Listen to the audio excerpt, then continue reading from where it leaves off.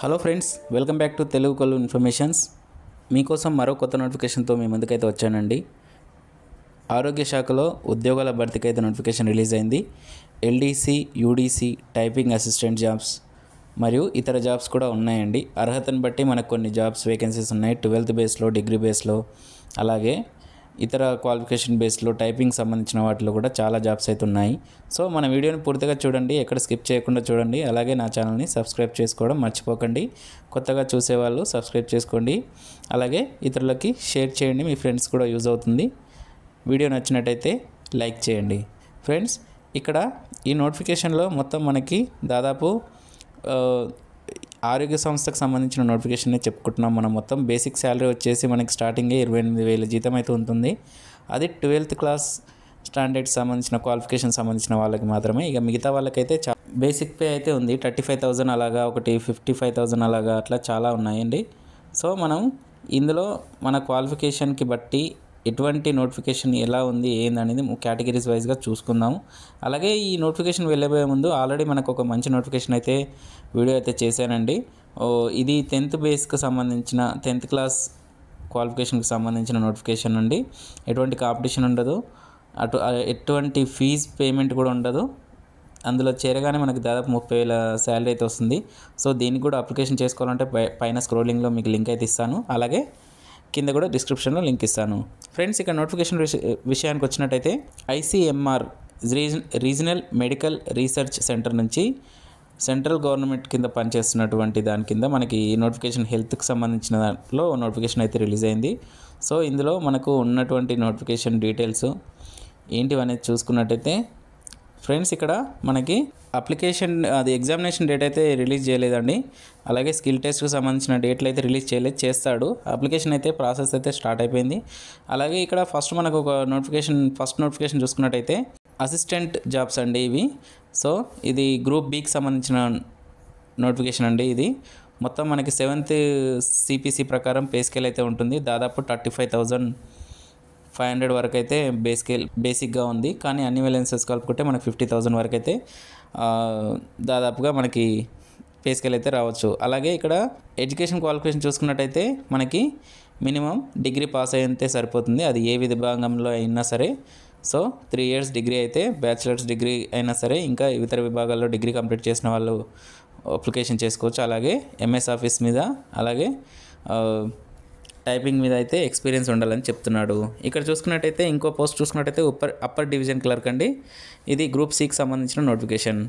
ఇది కూడా 7th CPC basic pay ప్రకారం మనకి శాలరీ అయితే ఇస్తున్నాడు. 25,500 చూపిస్తున్నాడు, కానీ అన్ని ఎలవెన్సెస్ కలుపుకుంటే 45,000 వరకు అయితే మనకి శాలరీ రావచ్చు. ఇక్కడ ఏజ్ లిమిట్ తీసుకుంటే 27 years అయితే ఏజ్ లిమిట్ ఇచ్చాడు. 18+ అయి ఉండాలి. ఇక్కడ పైన మనం చూసుకున్నట్టయితే 30 years ఇచ్చాడు.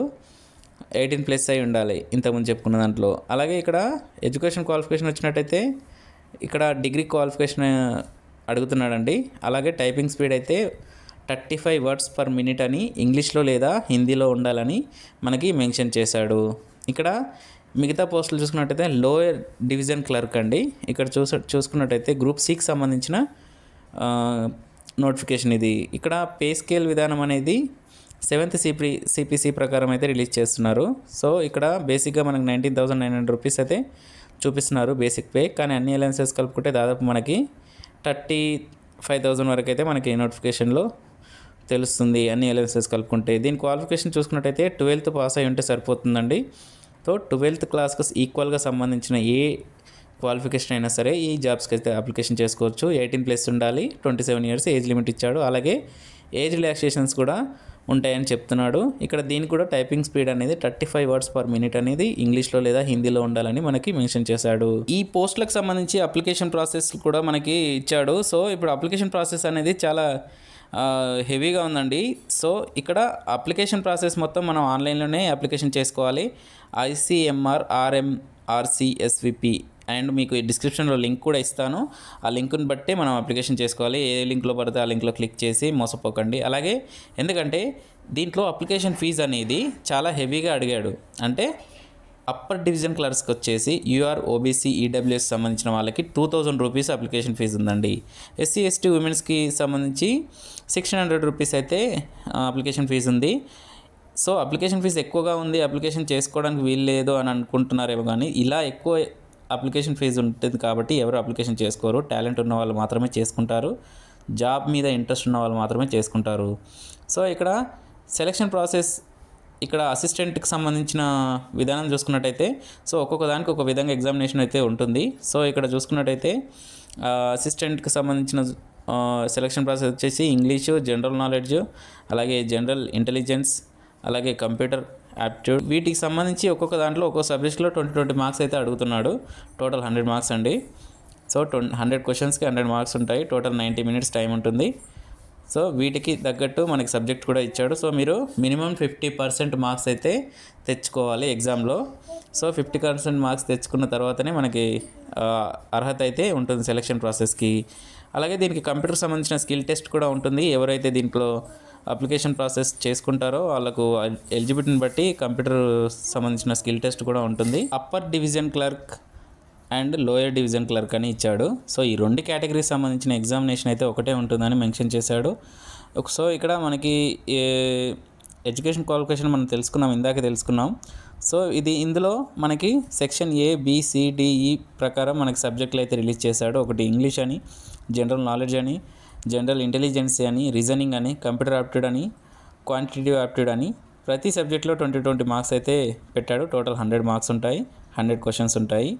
టోటల్ 90 మినిట్స్ టైం అయితే మనకి గంటన్నర టైం అయితే ఉంటుందని మనకు మెన్షన్ చేశాడు.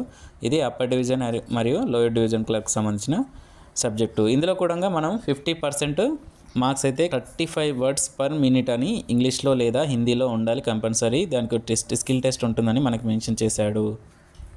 సో ఫ్రెండ్స్, ఇక్కడ తెలుసుకున్నట్టయితే ఈ పోస్టులకు అప్లికేషన్ చేసుకోవడానికి ఇండియన్ సిటిజన్ అయి ఉంటే సరిపోతుంది.